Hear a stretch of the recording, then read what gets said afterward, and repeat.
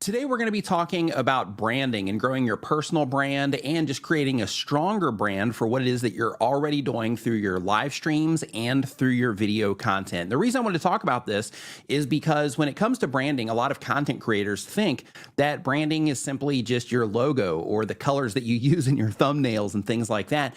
But branding is a lot deeper, and there's a lot more that you can do with branding to help people get connected to what it is that you're doing and to help them, identify with what it is that you're doing as well and make them want to be more of a part of what it is that you are doing. So when it comes to branding, branding is the strategic crafting of a company's character, voice, and then of course the reputation in the marketplace. So that's what we're after when we are talking about all the things that we're going to be talking about through this particular training. Now, the first thing that I want to share is that some of the information I'm going to be sharing with you is pulled from a book called Primal Branding. And with Primal Branding, the author, Patrick Hanlon, he studied the top companies in the world that had cult-like followings, companies like Apple, for example. And he broke down all the different things that they did to connect with their customer base and to make it to where now people will go buy an Apple product just because it's an Apple product, even if there are superior things out there. So when it comes to this as it relates to content, we have the opportunity as content creators to create really strong connections with the people that are interacting with our content. And there's very subtle things that you can do, and there's very obvious things that you can do to help people identify that your content is about something that they care about, but also to make sure that when people are interacting with what it is that you're doing, that you're memorable.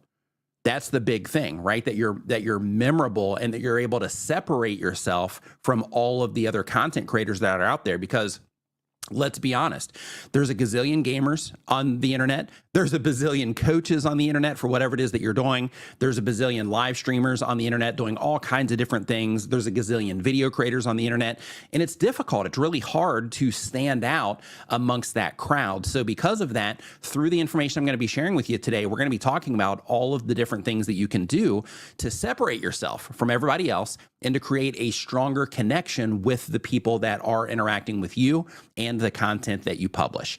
So the very first thing that I want to talk about here, the very first part of this, is the creation story. Now, when it comes to your creation story, that's basically how you got started. So for example, why are you live streaming? Why are you making videos? The example that I'm sure you've heard about, Steve Jobs, since we made the Apple reference earlier, and it's in the book, with him, we all know the story of him starting in the garage, right? So it's an inspirational story of him getting started, all the struggles that he had to go through. Such an interesting story in his case that they even made movies about him and so on. But even as a content creator, if you started your channel for the sake of accomplishing something or helping people with something or trying to change your life or pivot in some way, those types of things are interesting to people because when you share that information, it's things that people can relate with. So for example, when it comes to me, as part of my story, when I first started being a content creator, my very first thing that I was trying to do was collect email addresses.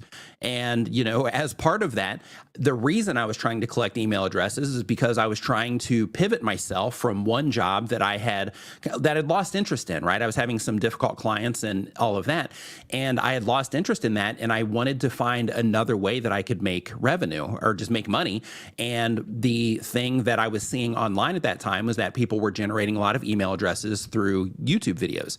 So I said, hey, let's give that a shot and see how it works out. Now, of course, over the duration that I've been making content, which is over 9 years now, it's transformed because it's had such a big impact on my life that it's transformed more into like a giving back type of thing. But when I was first getting started, the whole thing was like, hey, I'm trying to, change the situation. And because of that, for me, YouTube is a solution. And even small things as part of my creation story was when I was first getting started. I'm sure a lot of you can relate with this as well.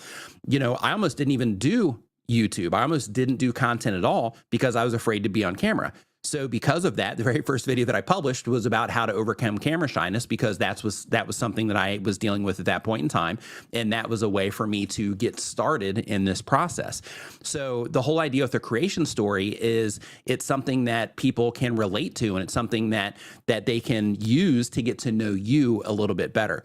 Now, some people, they will explain their creation stories on their About Me pages or on their bios and things like that. Some people will just talk about it, especially live streamers will just talk about about it in interviews or maybe here and there on their live stream and things like that when the question comes up.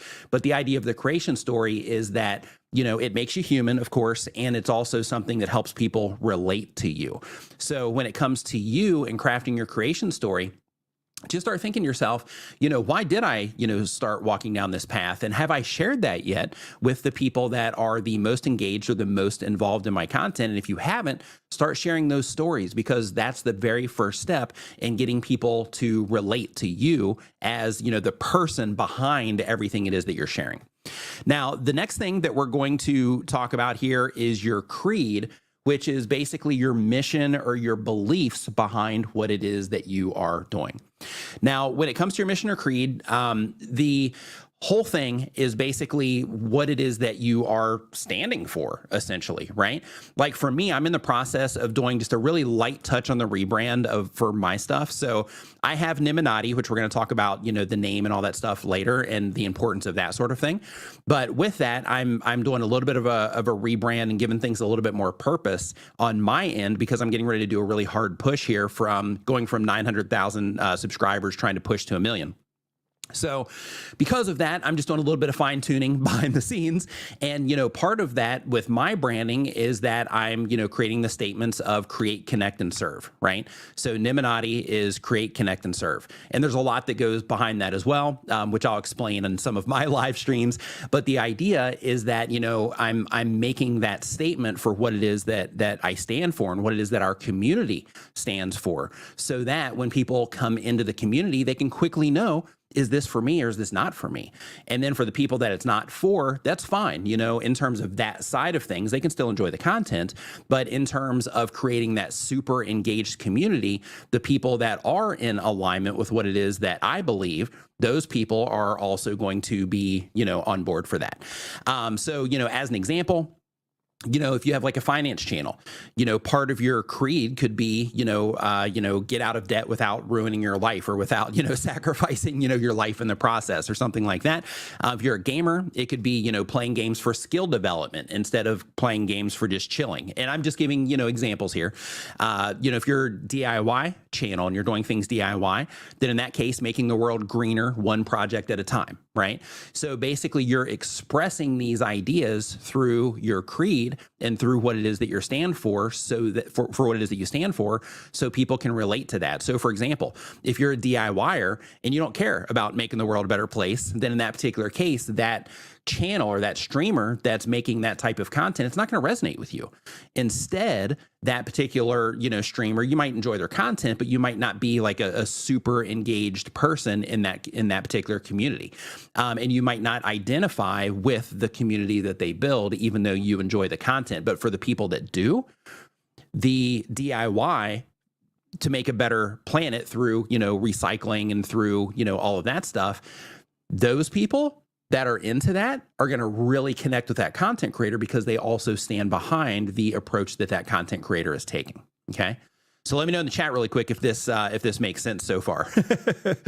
Now, hey, what's going on, Melanie? Nice to see you in here. Doug Hoosen, what's going on? Hope you're doing great. Creator Classroom. Nice to see you here as well. Same exact thing, goes with like travel content, right? You're having amazing experiences with, while leaving things as they were, right? So you're somebody that is conscious about, hey, I'm showing up to this beach and I'm going to make sure that when I leave this beach, it's as clean or cleaner than when I showed up, right? That's the whole idea. So you can get other people like you behind you and as a deeper part of your community and what it is that you're doing. Now, the next thing is your icons.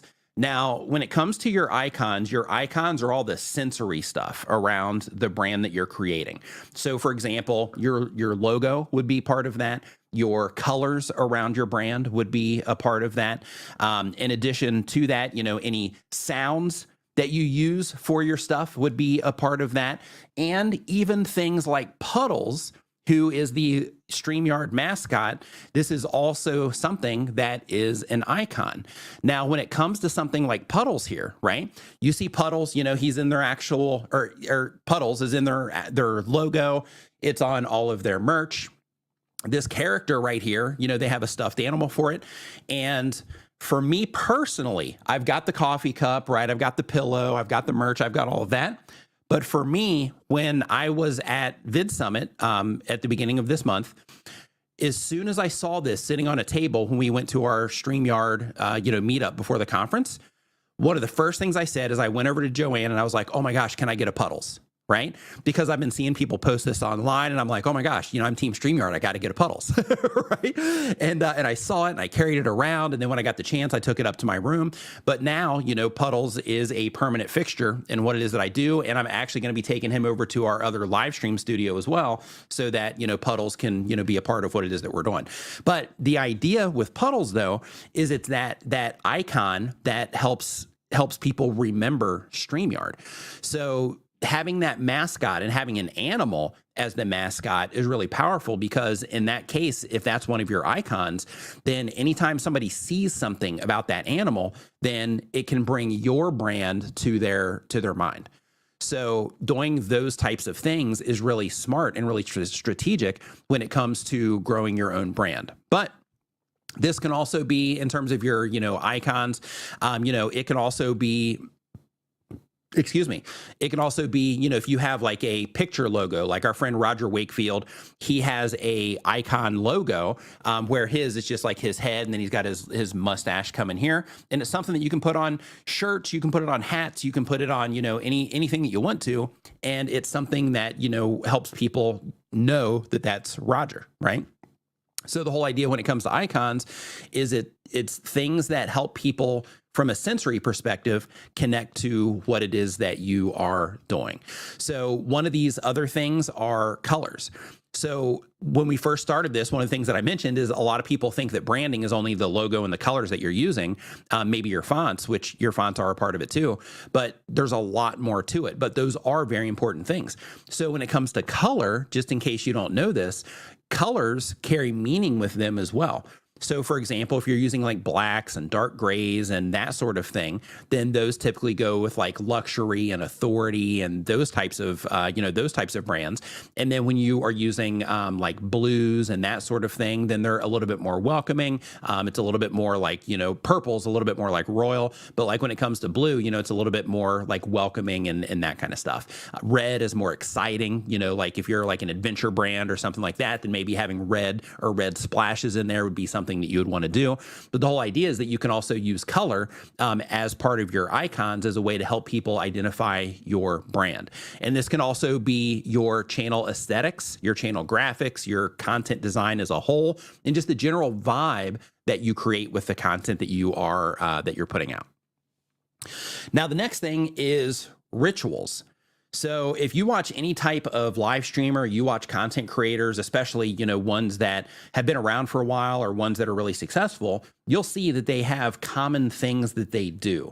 And through these common things, they are things that help other people, the people that are watching their content, relate to or feel familiar with. It's more about familiarity, but it helps people relate to and be familiar with that brand. So as an example of this, in terms of rituals, you have like Philip DeFranco. Philip DeFranco has been on YouTube forever. And one of the things as part of his ritual that he does, and this is also sacred language in a way as well, which we're going to be talking about next. But one of the things that he does is when he opens up his videos, he's like, hey, what's up, you beautiful bastards, right? And that's part of his thing. So as soon as you hear that, you're like, all right, I'm here, like I'm in the place that I'm wanting to be right now, right? So when it comes to the rituals, it's creating those types of things. But even what it is that you're doing with your content can be a ritual. So for example, every Saturday at 9 a.m. Eastern, I go live on my channel, and I've been doing that for years. That's part of my ritual around my life and around my YouTube channel. And there's a lot of people, and some of you are in here also, but there's a lot of people that also have their rituals around that live stream that happens every Saturday as well, right? So by making sure that you're there at a very specific time on a very specific day, and you do that consistently for a long period of time, that becomes a ritual that not only is it a ritual with what it is that you do, but it's a ritual that others can count on as well.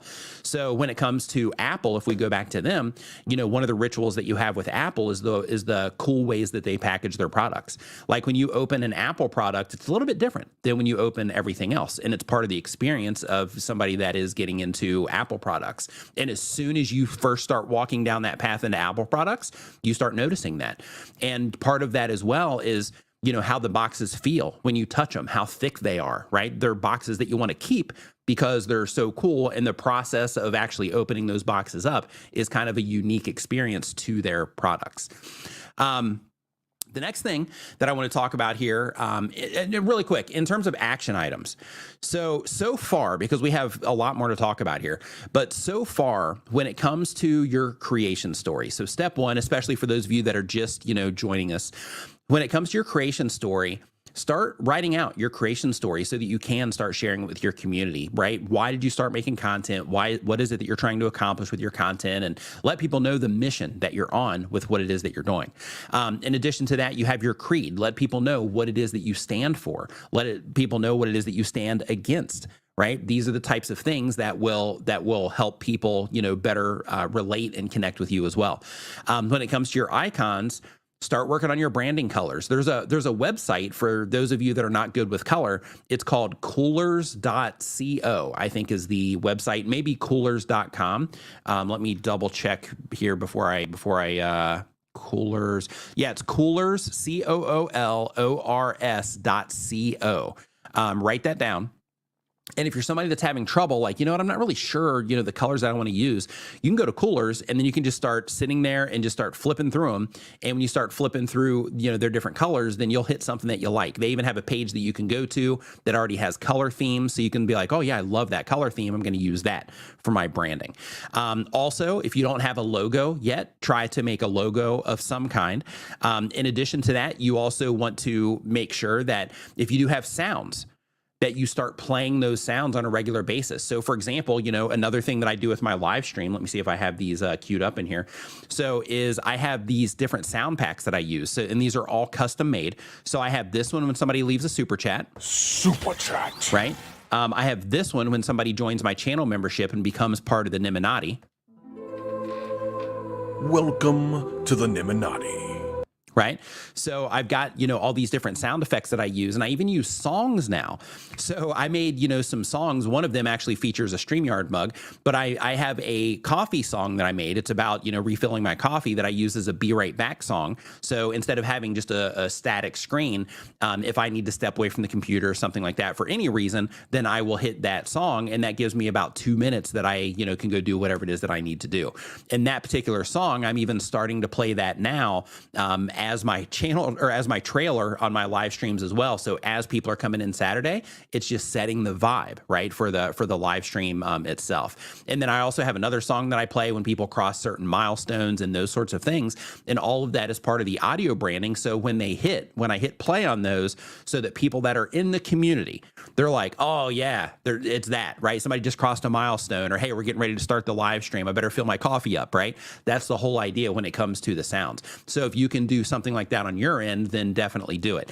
And in addition to that, another thing that you'll see is on TV and Netflix, right? When you first open Netflix and they go, doo-doo, and they have that thing, that is part of their audio branding that you get right in sync with the logo that you see on screen and the colors that they hit you with, as the software is loading.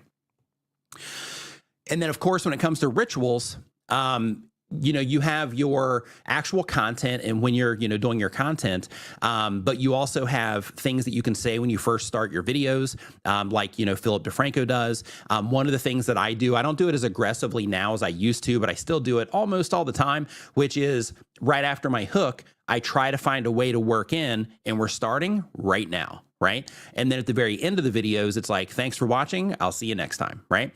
So with all of those types of things, those are also things that you can do. So when people hear them, the people that are engaged. So when they hear them, it's like, oh yeah, okay, here we go. Right? That's the whole idea. But you can do this with content. You can do it with intros. You can do it with outros as live streamers. If you have different segments that you do throughout your stream, then you can get really creative and you can do this around the different segments that you have with your stream as well.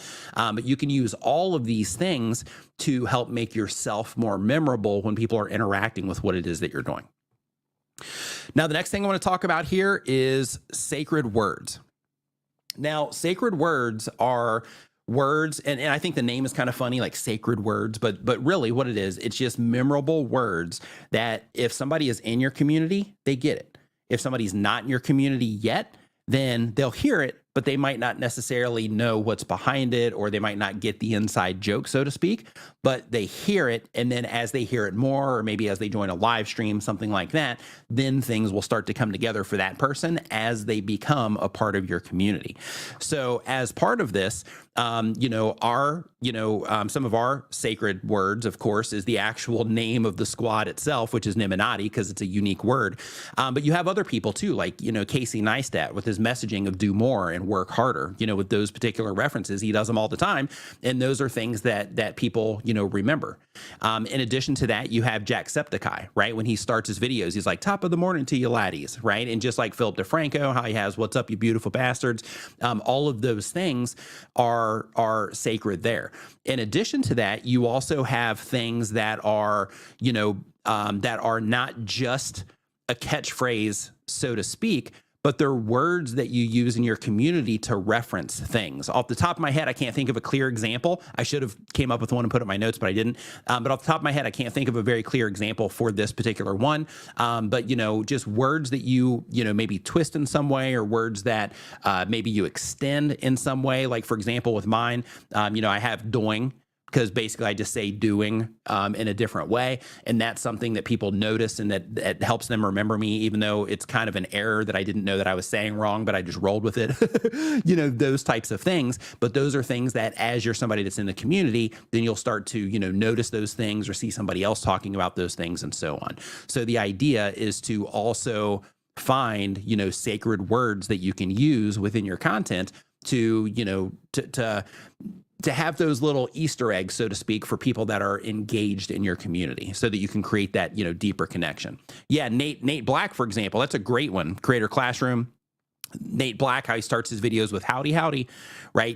Those types of things are great examples. And in fact, if you're in the stream right now, if you have any sacred words from other people that you are, that stand out to you, from other content creators you watch, go ahead and drop them in the chat right now, just for the sake of, letting other people know, and just to, kind of see some ideas there in terms of, the words that people can, just give people some inspiration. The next thing is non-believers. So the whole thing with this is, you have the people that are in alignment with you, and then you have the people that are not, right? So every strong community and every strong brand has the things that they are for, the things that they're against. They have, what it is that they do, and then they have what it is that everybody else does, right? A really good example of this one is if you look at, Apple users versus Android users, Apple users versus Android users, or Apple users versus PC users, for example. There's such rivalry between both of those that it doesn't matter where it is on the internet. Anytime somebody posts something about one of those products, there's always other people that come in, and then they start bashing them and talking about how their products are better, right? So they're doing all of this on Apple's behalf and on Android's behalf and on Windows' behalf and so on. And the whole thing is those rivalries are also part of the connection that people have to the brands, right? So even if the product isn't as good, people will still go and defend and fight for that brand just because, they're attached to it, and based on the way that they think, they also, believe that is, something different than the others. So, that could be, competitors as well, other streamers or video creators in your niche. It could just be people that do things in a different way, right? Like, for example, one of the things that I'm very clear about when it comes to my content is that all this stuff takes work, right? There is not an easy path. Everything takes work. Everything requires skill development. Everything requires being intentional. Like, if you want to do this for a long time, right? If you want to be a streamer for a long time at a high level, if you want to be a content creator at a high level for a long period of time, like, it takes work. Right. So for the people that are looking for, like, hey, how can I make a faceless YouTube channel without making any videos and have AI do like everything? Like, I don't want those people in my community. And I'm very clear about that. And, people will ask me questions about that, and I'm there to help people. So, I'll still, help them and give them advice and stuff. But in terms of, the people in the community, I want people in my community that understand that, if you're going to do this, it's work. Like, there's not an easy path. You have to develop yourself in order to get the best results out of, all of these things that we do as content creators. And, for the people that aren't willing to do that, those are the people that, end up not doing the thing, but also the people that, as those messages get out through my content, they stop watching my content and they'll go watch other people that are promising hacks and, quick fixes to stuff and, things like that, because those creators are more in alignment with that fast path that those people want, even though that fast path doesn't actually produce anything in the long run. So that's the idea. Next is the leader. So when it comes to a leader, another part, of having a strong brand is having a leader for that brand. So, we had Steve Jobs, we have the new guy now, whatever his name is. But, strong brands have, a leader, Jeff Bezos, as another example, Gage and Dan here on the stream, on the StreamYard channel. And, the leader is the person or the people that set the tone for your brand. Okay. So in your case, as the content creator, that's you. You're the leader, right? You are the leader. You're the one that's making the calls for, your channel. You're the one that's standing in front of, the community. You are the one that is, doing the thing. So you are that leader. As an extension of you, you also have your moderators. If you have people that moderate for your live streams, they are also leaders within your community. You're the leader, and then you have leaders within your community, and moderators are usually, some of that. In addition to that, like if we take the StreamYard channel, for example, right? We are public facing leaders through the content, right? So, Gage and Dan, they are, the people running the ship in terms of, the public leadership for StreamYard. And then, we are extensions of that as content creators that are also, putting content on the brand channel and, representing StreamYard in all these other ways. So when it comes to being that leader, that's you. So own that role in terms of like, okay, if I'm going to build a strong brand, I have to recognize myself as that, even if it's awkward, because, that's part of, building a strong brand is identifying that you as the leader of that brand are, in fact, the leader. This next one, this isn't necessarily, this might have been talked about in the book. I can't remember, but basically another thing that is also really important when it comes to creating a really strong brand around what it is that you're doing is naming your tribe, right? So a really cool thing happens when you name your community. I think Philip DeFranco, I think his is The Nation, I believe. You have, all these different communities all over, the internet. I think you have, I think Taylor Swift, she has, the Swifties, like those types of, things. We have the Illuminati, that's ours. And the whole idea is it involves people in what it is that you're doing. So then you're still the leader, but it becomes us instead of me, right? Or us instead of them, right? So when you have that community name, it gives people something to identify with and something to connect with. And when it comes to the name, one of the things that's really cool is it creates like a personal identity around your brand. So with that, you have, people that will come and they'll do things just because, you're like, oh, hey, if you're Illuminati, go follow me here. Then people will be like, oh, yeah, definitely. I'm going to go follow him over there. Right. The people that are, super engaged and are part of the Illuminati. Whereas the people that are not as engaged and they're not a part of that, those people will be like, oh, yeah, maybe I'll go follow him. Maybe I won't, whatever. Right. They're just people that are a lot more engaged in what it is that you're doing. And they self-identify, with the brand because it becomes an us thing. All of us in this together instead of it being a separation between the creator and the viewers, right? So it makes it a more inclusive thing. In addition to that, it also promotes advocacy as well. Because, when people are a part of what it is that you're doing, then they're more likely to recommend it to others. Versus if it's you versus them, or not versus, but if it's you over here and them over here, and there's no connection, then in that particular case, that recommendation, like, you're not going to be at the top of mind if somebody's asking them, about something. So because of that, when you have a name around your community, it just gives people, something else to connect to, and people will get merch around it.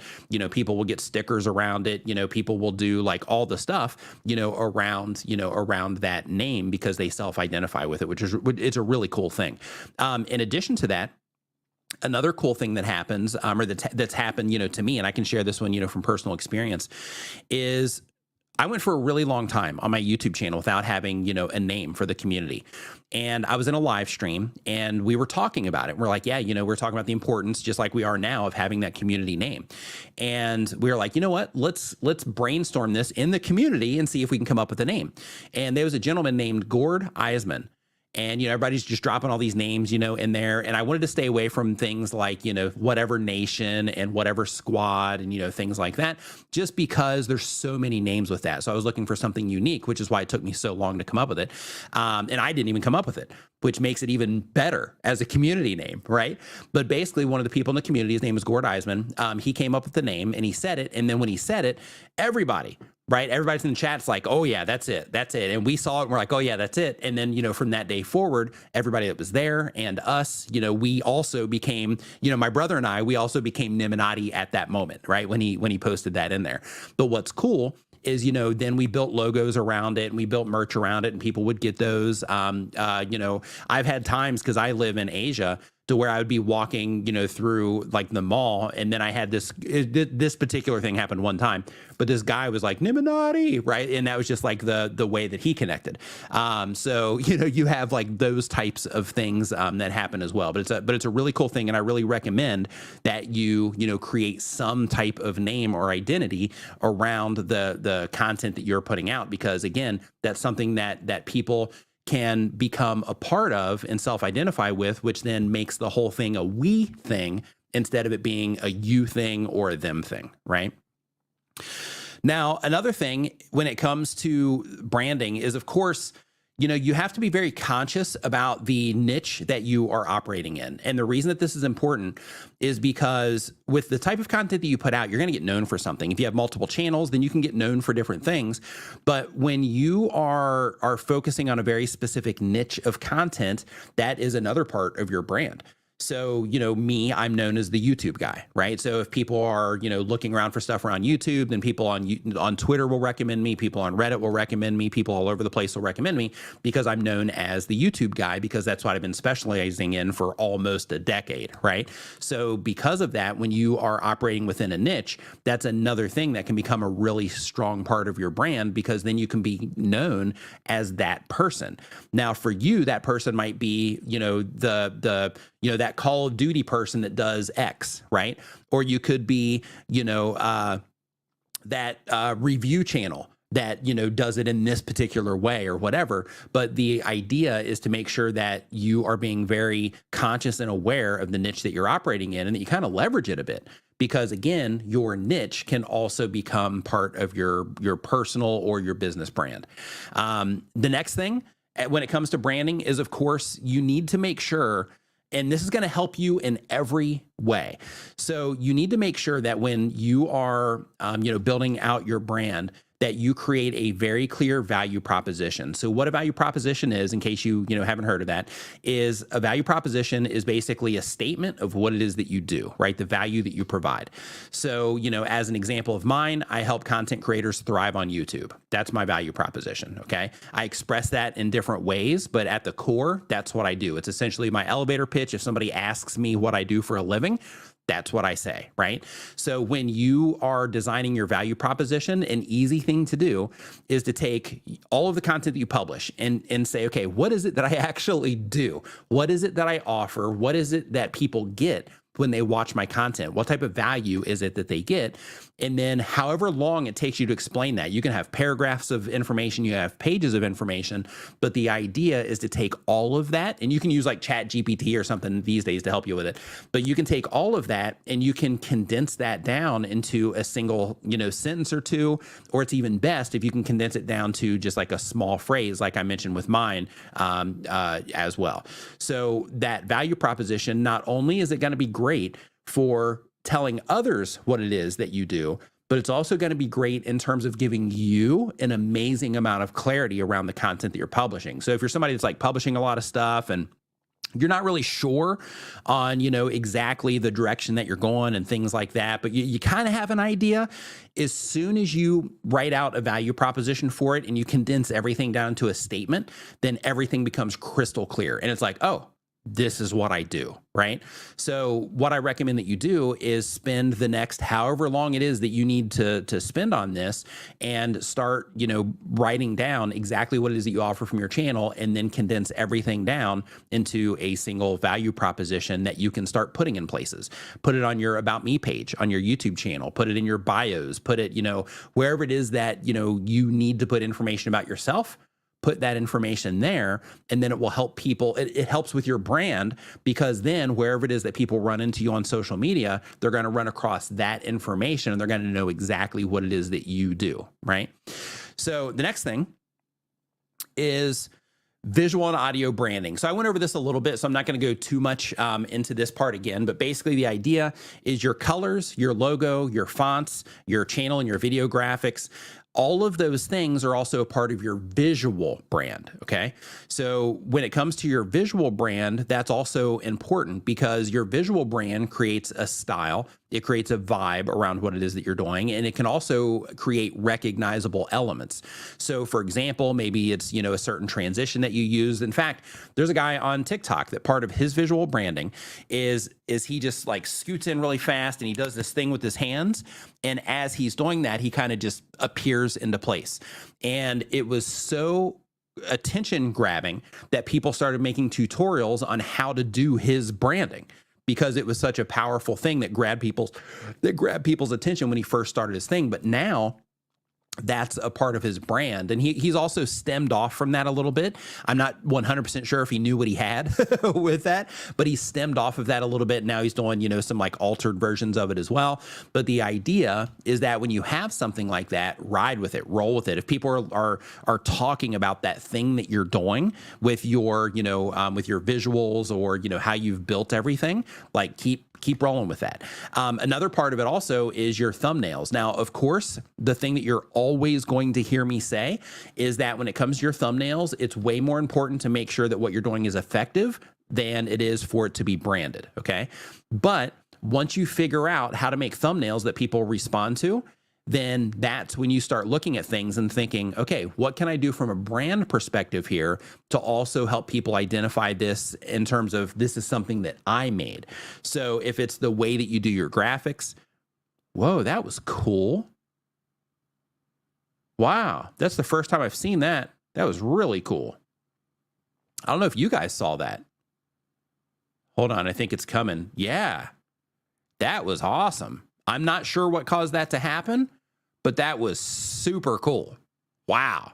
And it cut me out also. Did you see that? Wow, that was pretty cool. Huh. Go StreamYard. Yeah, high five and fist bump to StreamYard. That was awesome.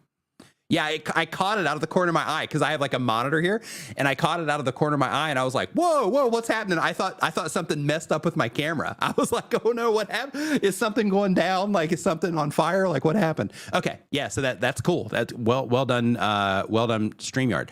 So what was I talking about that threw me off? Oh yeah, on the video graphics and stuff. The idea is to just get everything together where everything is similar. So you're using like similar fonts, things like that. You want to prioritize effectiveness, right? Because that's the most important thing. Because if you get people responding from the outside, then they can come in and then they can be a part of all of the other things that we've talked about so far. Versus if you focus on the branding on the outside, then you might be creating a wall that prevents people from coming into what it is that you're doing.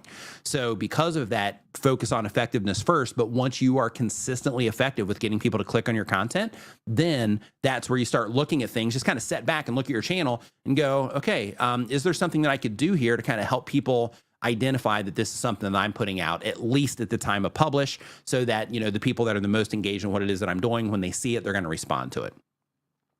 Then you have your audio branding, like I mentioned before, if you were here for it, like in my case, I have, audio tags when people sign up for channel memberships. I have audio tags when people sign up for, or when people give super chats. I have audio tags. Technically, I've got them for when people in the stream. I used to have it when people, came into the stream, but instead of doing an audio tag for that, I just do it personally, where I have a very specific ritual that I do when I first start my live streams, where I, have this very specific, phrasing that I go through.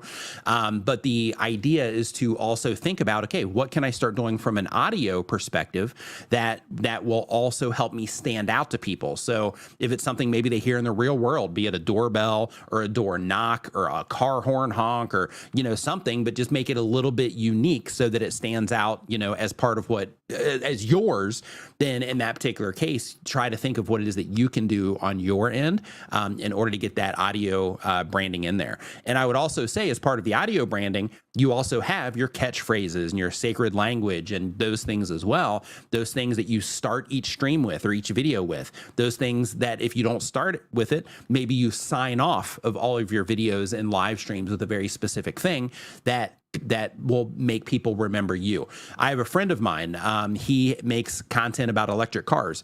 And at the end of every video that he publishes and every live stream that he publishes, he says, stay charged, right? And that's his thing. He even has a hand motion that he does with it. And that's part of his branding, right? So it's in alignment with what he offers with his content. And then it's also something, kind of clever and fun, so that when he does it, the people that are into what it is that he's doing in his community, they're like, oh yeah, oh, yep, okay, that's it for the video, right? And then you also have your sentiment. So your sentiment when it comes to your branding is also really important. So your sentiment essentially is the feelings or emotional response that is attached to your brand. So for me, for what it is that I do, I try to be encouraging, positive, and helpful. Those are the things that, that I try to express. And I try to do that. It doesn't matter if I'm on Reddit. It doesn't matter if I'm on, YouTube on my channel or another channel. It doesn't matter if I'm on Twitter or interacting anywhere else online or even in person. That's the vibe of my brand and what it is that I'm doing. So the same exact thing should apply to you and what it is that you're doing, where you start thinking, how is it that I'm going to express myself through what it is that I'm doing, so that when people think of my brand, they think that it's a brand like this, right? So start thinking from that emotional side in terms of, do I want to be positive? Do I want to be negative? Do I want to be, conflicting a little bit? Do I want to be snarky? Do I want to be sarcastic? Like, how do I want to, be in what it is that I'm doing, and how do I want other people to perceive what it is that I'm doing as part of my brand? So now we're going to get into the Q&A portion of this live stream. So basically, again, another catchphrase for me. Thank you, Chatty Cathy, for that one as well, as I do a high five and fist bump. So like if somebody does something cool, they accomplish a milestone, or they just do something, as part of, my thing, is I have a high five and fist bump thing that I do where, it's just a thing of encouragement and just recognition to people for doing the thing, because, all this stuff is hard. It looks easy from the outside, but, it's hard to do all this stuff. So when people have accomplishments, big or small, high five and fist bump is my way to, express that in a fun catchphrasey kind of way. But if you have any questions, make sure you put a Q in front of your question, and I will answer them in the order that they are received. The Q helps me identify that the question is for me and that it's not a side conversation in the chat. And then I'll get through as many of those questions as we possibly can as we are cruising along. And if you haven't yet, make sure you give this stream a thumbs up. We use that as feedback so we can know, the value that you are or not getting out of the content here.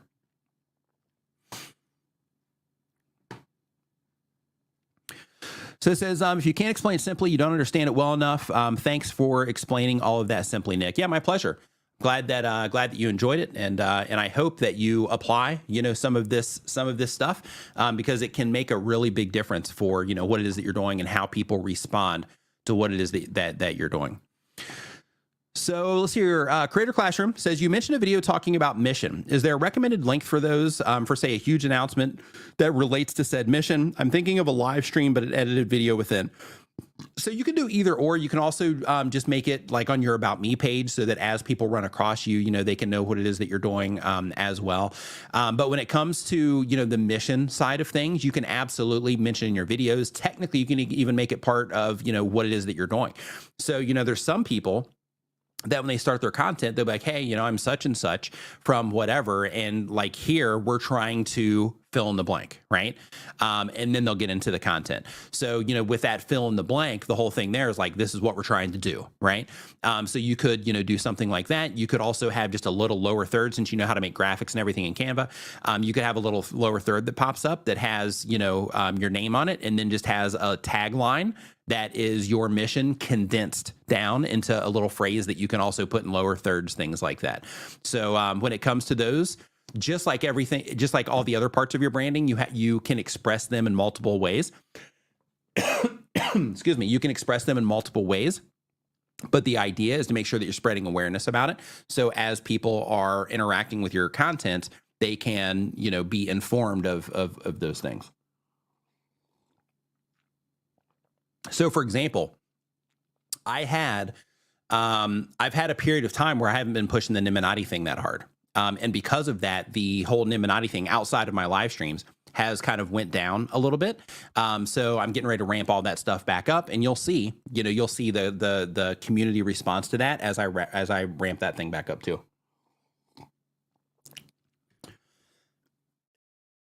Next question. Should I use a service to sell merchandise? Absolutely. You can use Spreadshop for that. Spreadshop's a really good choice when it comes to merchandise. But yeah, basically, one of the reasons that you want to use them is, one, they do international shipping, which some of the others do not. In addition to that, they have agreements with YouTube where you can connect their store with your YouTube channel. And as long as you have the subscriber requirements, you can have right underneath your video, you can have a merch shelf down there, a product shelf, and that shelf will showcase your merchandise. Let's see here. Absolutely. Jerry says, at the end of the day, people come to social media to connect and be part of a community. So if you can create an inviting community, all the views, follows, etc., will come naturally. Absolutely. And another thing too is like, when it comes to like, let's say views, for example. Everybody's chasing views, but at the end of the day, you need views because you need to have views in order to introduce people to what it is that you're doing and introduce other people into your community. So you need those.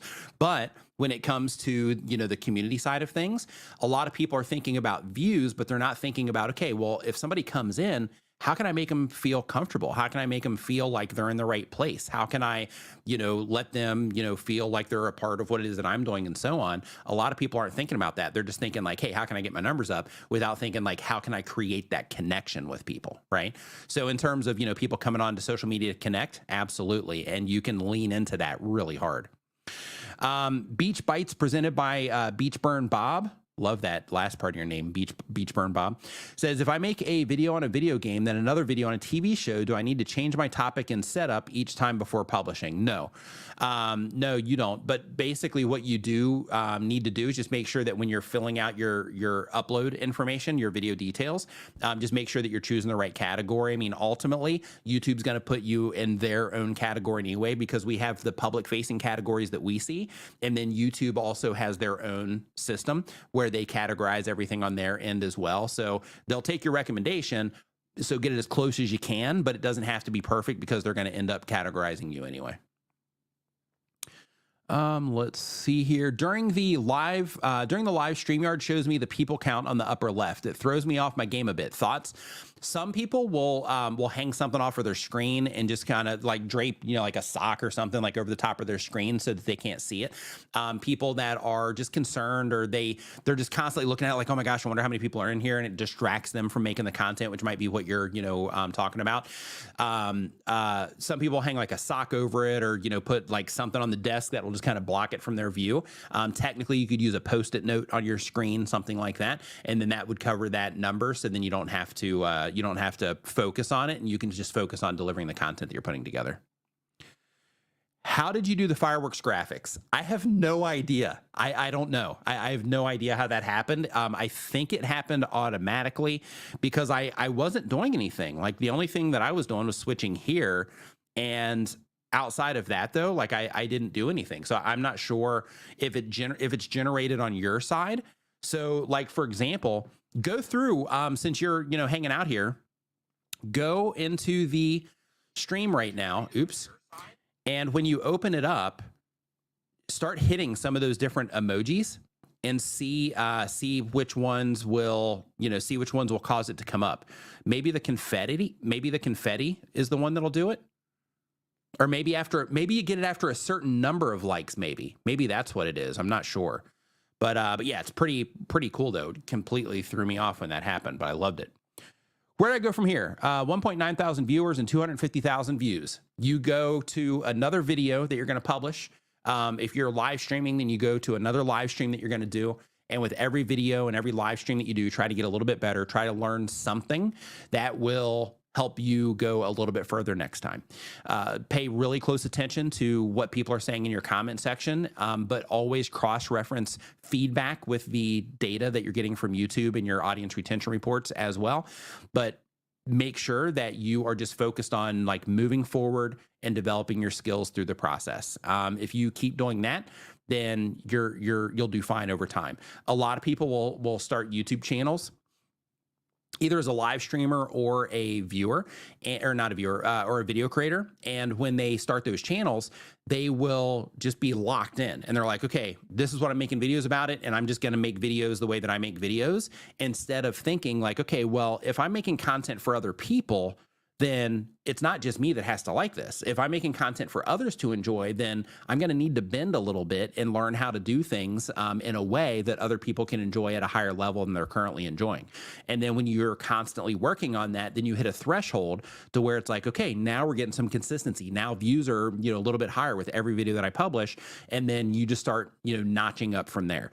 In some cases, you'll make big leaps. You'll learn something new and you'll start applying that thing, and it'll make a big difference in what it is that you're doing.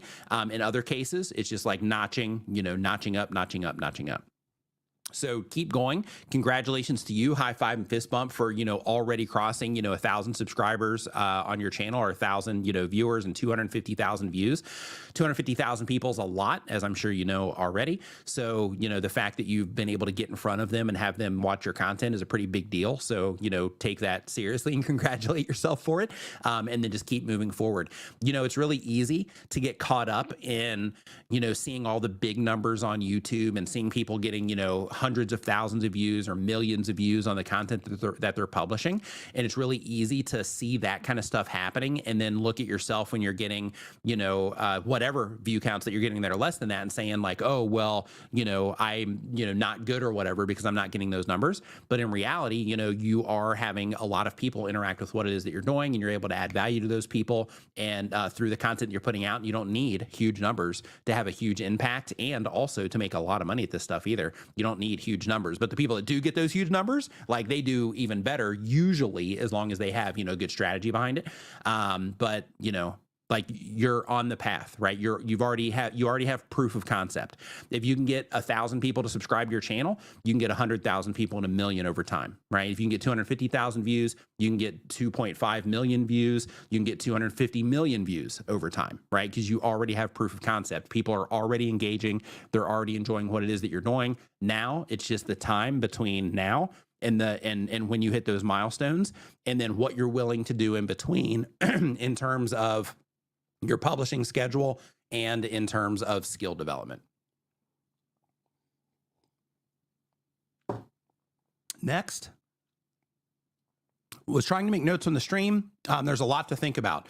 Absolutely. When it comes to these things, it's definitely not something that is something that you should do kind of in passing, right? Like the things that we talked about today are things that you should sit down and you should really think about, right? Like, you don't have to give like people, your community a name yet, but just knowing that that's something that's important, so that you can be thinking about it. So when the moment strikes, kind of like it did for us, I mean, we were like, probably 3 years in before we got a name. And it came from the community. So just knowing those things are important and working on the things that you can work on. And then for the things that you're like, yeah, I'm not really sure what to do there, then just know that you need to do it. And then just, keep an eye out for the opportunity to let it happen. Yeah, definitely go back and listen to the beginning. This is going to be available, of course, on the StreamYard channel once this is complete. And there's also just a heads up, if you are here and you're live streaming to YouTube, there's a playlist here on the StreamYard channel. It's also linked down in the description, and it shares tons of information like this about live streaming specifically to YouTube. I live stream here every month, and I share information like this here every month. So there's tons of content here that will help you with what it is that you're doing on YouTube. I'm about 200 subscribers away from 10,000. High five, fist bump. Love it. Says, if I keep working, does the channel grow faster after 10,000 subs? Thanks. So when it comes to the channel growing faster, you might have noticed that publishing videos that got you to 10,000 subscribers, that you probably have, ups and downs. There's probably a period of time where things started accelerating for you, and you might even still be there now. But the idea is that when you first start publishing videos to YouTube, the reason it seems like it gets easier the more, the longer you've been around or the bigger your numbers get, the reason it seems like it gets easier is, one, you get more experience. So you get better at what it is that you're doing, which can help accelerate things. And it's not tied to the number. It's just tied to you putting in the reps, right? And then in addition to that, you also have, when you first start publishing videos, you just have like video number 1, and then video number 2, and then video number 3. But now, you got 200 subscribers, 10,000 views. You've probably got a nice handful of videos on your channel. You might even have a lot. And all of those videos, some of them are bringing in 1 person a day. Some of them are bringing in 5 people a day. Some of them might be bringing in 100 people a day or more. And you start having this archive of content that's working on your behalf. Some of it works a lot better than others, but you have this archive of content that's working on your behalf, and it's slowly bringing in people from all the different places. And then some of the content will bring people in quickly. So in terms of the channel growing faster after 10,000 subscribers, it's going to come down to just like the things that got you to 10,000. It's going to come down to the decisions that you make along the way. That's going to the decisions that you make, the strategies that you have, and the skills that you choose to develop along the way are going to be the things that are going to determine how fast you grow.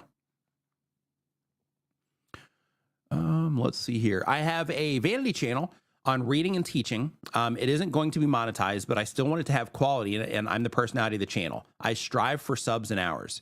I'm not sure what the question is, but one thing that I can tell you is if you know it's not going to be monetized, you can still monetize in other ways.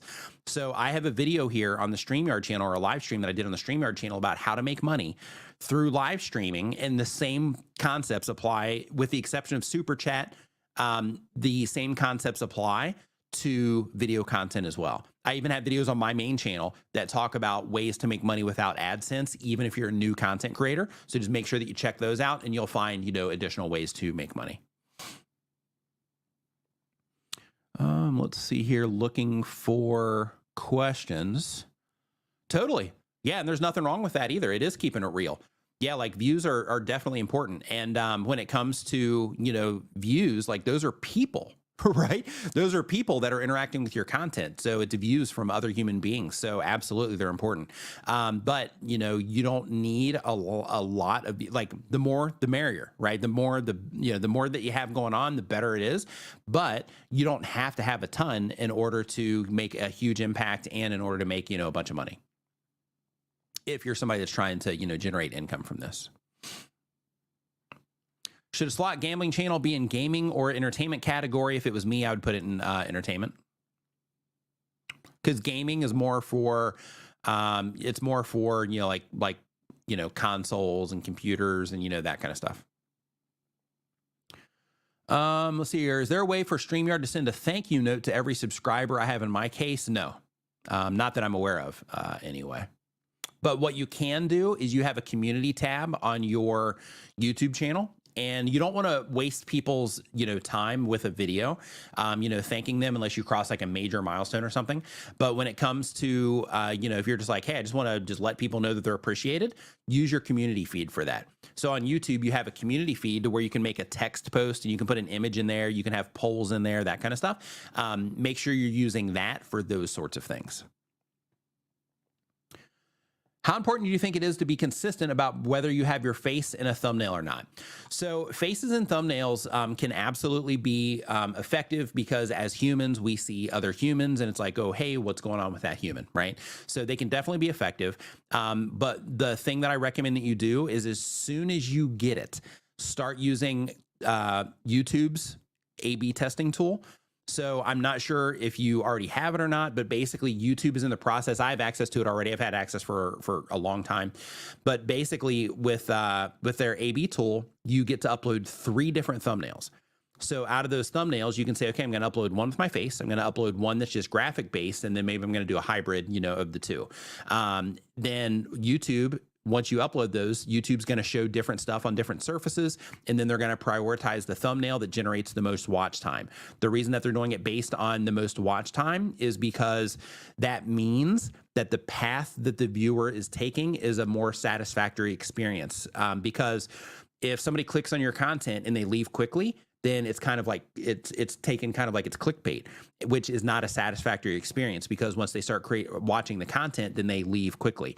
Whereas when they prioritize the entire experience and they give you the information on, like, this one generated more watch time, it means that when people clicked on that particular packaging, that you met their expectations better, and therefore they ended up watching for a longer period of time. So as soon as you get that, start experimenting with it. Some of the things you're going to be like, oh, wow, I totally thought people would respond better to my face, and they won't. And then other content that you publish based on, the topic of the video and stuff, people are going to respond better to your face. So you can go to my channel right now and you can look at the videos where people did not respond better to my face because those are the ones that are graphic based. So those are the ones, and it's a hard pill too. It's like, oh man, they responded way better to just a graphic version of this. But there's other things too, is like if you're being, really strategic with what it is that you're doing, then once you run through the test that for YouTube's recommendations, for their recommendation features, then if you're a TubeBuddy user, then doing an A/B test on whichever the winner was there, if you're somebody that is targeting YouTube search. So if you're targeting YouTube search, then you would use YouTube's built in to get the winner for recommendations, and then you would test against that for search if you're targeting search, to make sure that that one also is the winner in YouTube search as well. Let's see here. I'm at wit's end trying to increase my view hours. I got the subs, but views still not hit. Doing a talk show interviewing pet owners about their lives is a bad idea. It's not necessarily that it's a bad idea, but one thing that you got to think about is like, okay, if I'm interviewing a pet owner about their life, what exactly about this is interesting to other people? But you got 3,000 subscribers, so you're doing something right? People are responding to what it is that you're doing. However, if you are doing an interview talk show, I'm guessing it's going to stretch out for a long period of time. So you might need to work on the structure of that show in order to get people from part to part if people are abandoning that show quickly. But all you have to do is go into your YouTube analytics. If you're on YouTube doing this, go into your YouTube analytics or whatever platform you're on, go and look at your audience retention reports, and it's going to give you feedback on how people are responding to what it is that you're doing, so you can adjust things as you need to. And you can use that information to structure your videos or your live streams or your shows differently. If you're uploading music, you can use it to know different parts of your song that people respond to better than others, those types of things. So it's a really handy tool. This is my tutorials channel. To start doing vlogs and to use a camera to record the tutorials, since I notice I'm struggling to get subscribers. What would you recommend that I improve on? So I'm not looking at channels, of course, during this particular stream, but what I do recommend that you improve on is going in and studying your audience retention reports and seeing why people are leaving your videos. So if you're not getting any activity, then a couple of things are happening. Either one, you're not able to get people to click, or if you are able to get people to click, you're not able to create a satisfactory experience for them in terms of getting them, far enough into your content where YouTube will deem it as a competitive experience, which means that they'll keep you in the system instead of prioritizing other content over yours that's higher performing. So what you want to make sure that you're doing is you want to go into your audience retention reports and see how people are responding and be willing to make adjustments. So if you see people are leaving at a very high rate when your videos first start, then you want to make sure that you're going in there and you are adjusting things, that you're experimenting. That's what I mean by adjusting, that you're, trying different ways that you start your videos. Maybe you start with you on camera. Maybe you start with the thing that you're sharing on camera. Maybe you start with some graphics. Maybe you start with you on camera with some music. Maybe you start with you on camera and try different hooks, that way. Maybe you start with the screen recording on camera with music, with your voice, underneath it, but just experiment. And then you'll figure out like, okay, through patterns across content, when I do this, people tend to stick around through this particular part. Now let's work on the next part. And then you just rinse and repeat that over and over and over again. Let's see here. Try to make a heart with your hands. Like this? Are you saying that it's going to cause? No way. Are you kidding me? That's the coolest things I've ever. Oh, no way. Really? I got to do that again. No. Does it do it based on where I put it? This is the coolest thing I've ever seen in my entire life. Hold on. No, not doing it there. Only in the middle. Huh. Does it have to cover my face? Now it's not doing it anymore. I abused it, I guess. Oh, so cool. Oh, if I do this, does it put the like thing up there maybe? It does. What? How do I get the confetti? Or how do I get the fireworks? What do I have to do there? DePaul, what's going on? Welcome to the stream. We're playing with on-screen stuff. And it just happened again with the fireworks. Yeah, I don't know what's going on. This is crazy. Okay. Yeah, they might be getting accidentally triggered. So maybe 2 thumbs gets the fireworks going. There it is. 2 thumbs. 2 thumbs it is. Love it. Yeah, this is great. I'm just going to sit here and do this all day. I'm just kidding. All right. Said, why are more viewers on YouTube than show up on the chat line on StreamYard? So I'm currently looking at YouTube chat, and I'm currently looking at StreamYard chat, and everything is synced up. In terms of viewership, it looks like the viewership is synced up. It looks like I actually have 1 less on YouTube than I do in StreamYard, but it's just because of, syncing. You got to keep in mind that all of this stuff is bouncing around content delivery networks all over the planet based on where people are and all that. So because of that, everything that you see on the outside and everything that you see on the inside when you go into your, stats and you're looking at that stuff there, everything can take a little bit of time to sync up. I'll do that because my man, what is going on? Best thing ever. God, this is great. Absolutely great.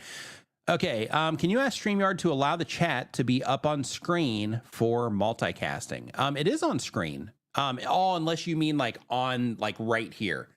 Yeah, that would be interesting. I know they're working on some really cool stuff that's going to be coming out relatively soon. So I'm not sure if that's in there or not, but I know they are working on some cool stuff to kind of level things up to to get like some of the graphics and some of the ways that we interact to make some of that stuff cooler. But in terms of showing chat on the screen, I'm not sure if that's in their thing or not. Oh, this is happening because I'm on a Mac. Is that what it is? Interesting. All right. Okay, how do you get yourself pumped up for streaming? I love streaming, but there are days that I want. But I will because or days that I don't want to, but I will because I'm me. So I have those days too. Some days I'm just like, out doing something or whatever. And I'm like, oh, you know what? I would love to just stay out doing this, but I've got like a stream that, I need to go do or whatever. So in those particular cases, I just, I think it's just a discipline thing where it's like, you just know that you got to do what, like this is what I do. So, because of that, I do the thing. When it comes to, get myself pumped up, I don't really think about it from the perspective of getting myself pumped up. It's more about like, okay, I'm going to show up, and then my brain, instead of getting myself pumped up, I actually will, for Nimin Live, for there, I just have that banter with my brother, or I have like a ritual that I go to here when I'm, streaming by myself. But when I am doing something like this, I just get pumped up kind of through the information that I'm sharing, because I'm like, oh yeah, I got to make sure I say this, and I got to make sure that I share this because this is a really cool thing, or, whatever the thing is. So I kind of get my, juice, for lack of a better way to say it, from those types of things. My pleasure. Glad that you are enjoying the content. My pleasure. When I watch Nick, I try to work on one or two things at a time. It can be overwhelming trying to do everything at once. That's a great tip, and I hope you're doing great, Ty. Yeah, that's a great tip. Yeah, it's good to focus on something because there's just so much to do. So it's really good to focus on something and say, hey, I'm going to work on this, and I'm gonna learn more about this particular thing, and I'm gonna like apply this and see how it goes, and just really trying to pick a thing at a time and really focus on that so that you can just get better at doing specific things. All right. Now, on that note, I want to thank everybody for hanging out here today. Hopefully, you learned something about branding as it relates to your personal or business brand, because this information applies to anything that you're trying to grow a brand around. If it's a product, if it's a content, if it's your business, like this is solid information for all of those things. Hopefully, you found it helpful. Make sure that you give this a thumbs up. And I just want to remind you, if you are somebody that's new at all of this, from the outside, I know that things look a lot easier than when you're actually applying it and you're trying to do the thing. But I want to encourage you that it only looks that way because, the people that you see doing everything, it's experience, and it's people that have spent a lot of time developing skills and learning how to do, different things. So I just encourage you to embrace the idea that just like if you were to start playing an instrument today, you're not going to all of a sudden just be on stage, shredding with like the best guitarist in the world, right? Instead, you got to learn how to do all of the things around playing a guitar. You got to figure out the type of music you want to play, the type of guitar to use, how to put strings on the guitar, how to tune those strings, how to use your finger. Like there's still all these different skills that you have to learn. Creating content and doing it successfully for a long period of time is the same exact way. There's just things you got to learn along the way.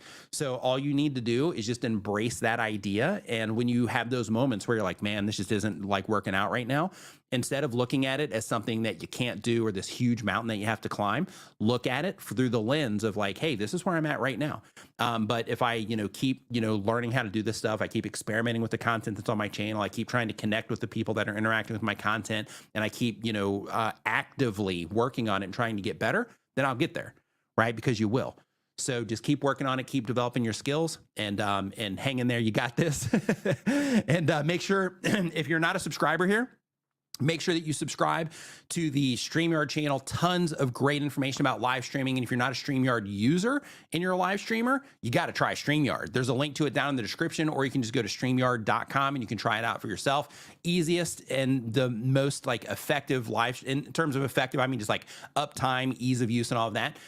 Streaming software that you're going to run across. Hands down, it's the best. So give them a shot when you get the chance. And I will see you next time. Thanks for hanging out.